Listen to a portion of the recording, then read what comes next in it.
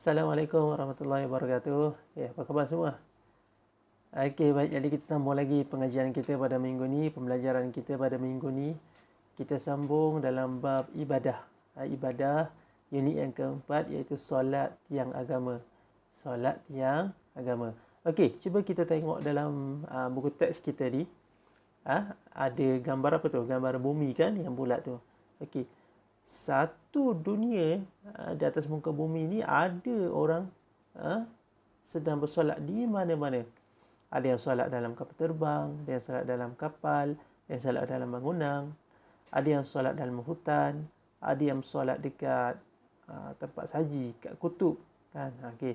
Jadi di mana sahaja kita berada, kita tidak boleh meninggalkan solat. Kita mesti berusaha untuk melaksanakan solat walau di mana kita berada. Okey, kerana solat adalah tiang agama. Dia adalah perintah Allah. Okey, apa Allah beritahu dalam Quran? Auzubillahi minasyaitonirrajim. Innas salata kanat 'alal mu'minina kitaban mawquta. Okey, maksudnya sesungguhnya solat itu ialah ketetapan yang diwajibkan kepada orang-orang yang beriman, yang tertentu waktunya. Okey, jadi solat ni adalah kewajipan yang Allah tentukan kepada kita, orang-orang Islam, orang-orang yang beriman, mengikut waktu-waktu yang telah ditetapkan. Okey, dalam sehari kan ada 5 waktu kita kena sembahyang kan. Okey, 5 waktu solat fardu. Nanti kita akan tengok. Baik, sebelum tu kita tengok apa maksud solat. Apa maksud solat? Okey, solat ialah perkataan dan perbuatan tertentu yang dimulai dengan takbiratul ihram dan diakhiri dengan salam. Solat ataupun sembahyang yang kita buat tu ataupun yang kamu biasa tengok tu, okey, maksudnya ialah dia adalah perkataan dan perbuatan tertentu, okey, yang dimulai dengan takbiratul ihram. Takbir Allahu akbar, kita angkat takbir kan. Okey, waktu tu itu dimulai pada waktu tersebut dan diakhiri dengan salam. Assalamualaikum warahmatullahi kan. Okey, sampailah ke salam. Itu solat. Okay. Setiap orang Islam yang cukup syaratnya wajib menunaikan solat 5 waktu. Okey, kita tak boleh dah tinggal. Tak boleh tinggal. Syarat-syarat wajib untuk kita menunaikan solat Islam. Apa lagi? Balik, berakal kan. Okey. Baik, seterusnya. Okey, dalam sehari semalam kita dah cakap tadi kan. Okey, saya dah beritahu tadi kita ada waktu-waktu tertentu yang kita diwajibkan untuk solat. Ada berapa waktu? Ada 5. Okey, 5 waktu. Ada 5 waktu solat dalam sehari semalam. Yang pertama waktu apa? Waktu subuh. Okey, kita tengok. Bila bermulanya waktu subuh? Bermulanya waktu subuh adalah ketika terbit fajar shadiq. Fajar shadiq maksudnya fajar yang betul-betul fajar. Sebelum fajar shadiq ni ada satu lagi fajar kazib. Nanti kamu akan jumpa juga nanti akan belajar dengan mendalam lagi. Cuma hari ni ustaz nak bagi tahu kamu secara umum lah, secara ringkas, secara umum. Okey, nanti kamu akan belajar lagi. Okey, fajar shadiq bermula dengan fajar shadiq dan bila berakhirnya waktu subuh, apabila terbit dah matahari. Matahari satu bulat matahari tu dah keluar dah nampak dah semua. Pada waktu tu waktu subuh dah habis. Kalau kita bangun lepas waktu tu, boleh sembahyang subuh tak? Boleh sembahyang subuh, tapi kita kena qadalah, niat qada. Okey, seterusnya waktu zuhur, tengah hari. Okey, tengah hari. Bila bermula waktu zuhur? Okey, tengok dalam buku teks kita tu. Okay. Bermula waktu zuhur adalah ketika gelincir matahari dan terbentuk sedikit bayang-bayang. Okey. Bila waktu tengah hari, kalau kita berada di tengah cahaya matahari kan, okey, kita akan nampak bayang-bayang, betul? Okey. Waktu tengah hari ni adalah ketika mana matahari, waktu zuhur ni, ketika mana matahari berada tegak betul-betul di atas kepala kita, sampai bayang-bayang kita ni tak nampak. Okey, bayang-bayang kita tak nampak. Okey, sehinggalah matahari dia condong dah sikit, kemudian nampak bayang-bayang kita dah mula keluar sikit kan. Okey. Waktu-waktu tu masuknya waktu zuhur. Itu tandanya masuk waktu zuhur. Okey.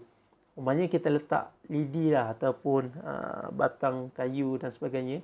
Kalau kita letak menegak tu, tak ada bayang-bayang. Sebab apa? Matahari betul-betul dah berada di atas kepala kita. Okey, tapi bila matahari dah bergerak lagi, matahari tak bergerak kan? Okey, bila dah beredar lagi, bergerak lagi, nampak bayang-bayang sikit, itu tandanya mulanya masuk waktu zuhur. Dan bila berakhir pada waktu zuhur, apabila bayang-bayang sama panjang dengan objek yang tadi tu.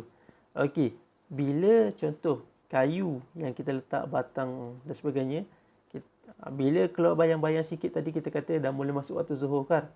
Okey, apabila bayang-bayang tersebut panjang dia tu sama dengan panjang kayu yang kita letak tu. Tu sebenarnya waktu zuhur dah habis. Maksudnya waktu apa? Nak masuk waktu asar dah tu. Okey, ataupun kita yang berdiri, bayang-bayang kita tu sama tinggi dengan kita. Tu maksudnya waktu zuhur dah habis dah. Okey, kemudian masuk waktu apa pula? Waktu asar. Masuk waktu asar apabila bayang-bayang lebih panjang daripada objek. Okey. Kalau waktu zuhur dia berakhir apabila bayang-bayang tu sama panjang dengan objek tu kan, dengan batang kayu tu yang kita letak tu. Kemudian bila matahari makin condong, bayang-bayang tu akan makin panjang. Okey. Bila lebih daripada sama panjang dia tu, maksudnya bayang-bayang tu lagi panjang daripada objek, tu maksudnya masuk waktu apa? Masuk waktu asar. Petang dah tu. Dah makin petang dah. Okey, bila habis waktu asar, apabila terbenam matahari. Okey, terbenam matahari. Okey. Kemudian lepas terbenam matahari, dah nak masuk waktu maghrib ni, kita pun dah habis main dekat luar, dah masuk rumah dah. Okey, dah masuk waktu maghrib. Bila masuk waktu maghrib? Apabila terbenam matahari. Terbenam matahari maksudnya waktu maghrib. Okey. Kemudian apabila berakhirnya waktu maghrib, apabila hilang cahaya merah di sebelah langit barat. Di sebelah langit barat. Apabila hilang cahaya merah. Okey. Ini kadang-kadang kita nampak, kadang-kadang kita tak nampak. Sebab kadang-kadang kita ni berada di bawah, kita tak nampak macam mana. Kalau kita berada di tempat yang tinggi, biasanya boleh nampak. Ataupun kita berada di padang yang luas, yang tak ada halangan dan sebagainya, boleh nampak. Daripada kejauhan tu, di langit macam ada cahaya kemerah-merahan. Tapi jaranglah kita nak nampak. Jaranglah kita nak nampak. Okey. Kemudian, selepas waktu tersebut, apabila hilang cahaya merah di sebelah langit barat, maksudnya waktu isyak. Maksudnya waktu isyak. Dan bila berakhir waktu isyak, apabila terbit fajar shadiq. Bila terbit fajar shadiq itu dah masuk waktu apa tadi? Waktu subuh. Okey, jadi ada berapa waktu solat yang kita kena sembahyang? 5. Subuh, zuhur, asar, maghrib dan isyak. Okey. Kenapa penting kita tunaikan solat 5 waktu ni? Kenapa penting sangat? Okey. Pertamanya sebagai bukti keimanan kita kepada Allah. Sebab ini adalah perintah Allah. Dan solat adalah tanda kita mengabdikan diri kepada Allah. Kemudian apa? Mendapat pahala dan menguatkan iman. Lagi apa lagi? Membentuk akhlak mulia. Orang yang sembahyang ni biasanya dia akan menjadi orang yang baiklah.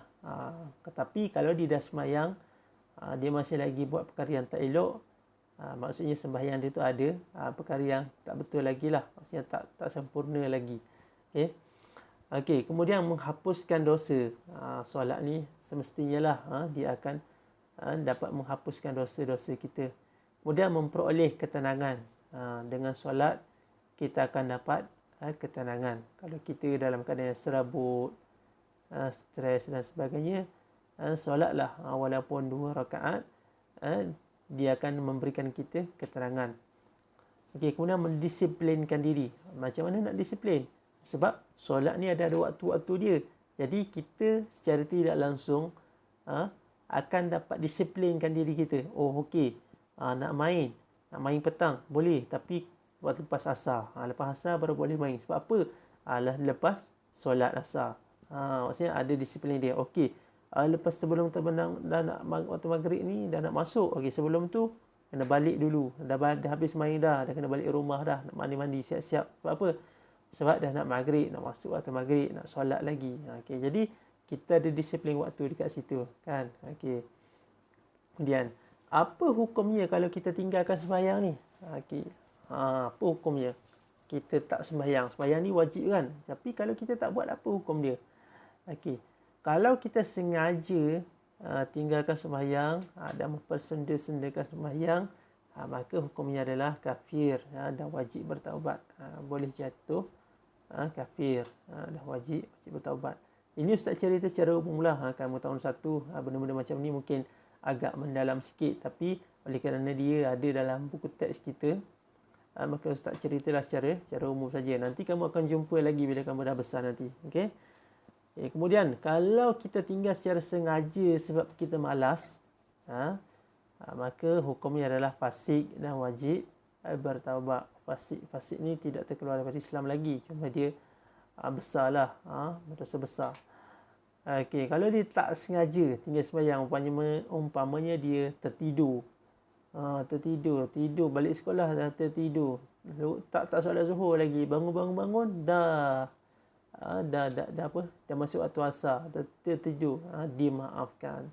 Yang penting dia solat balik dan qadalah solat tersebut. Okey.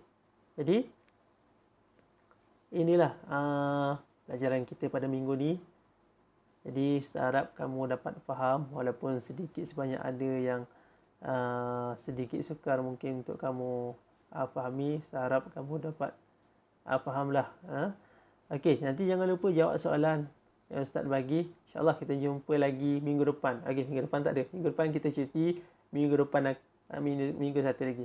Okey, Assalamualaikum warahmatullahi wabarakatuh.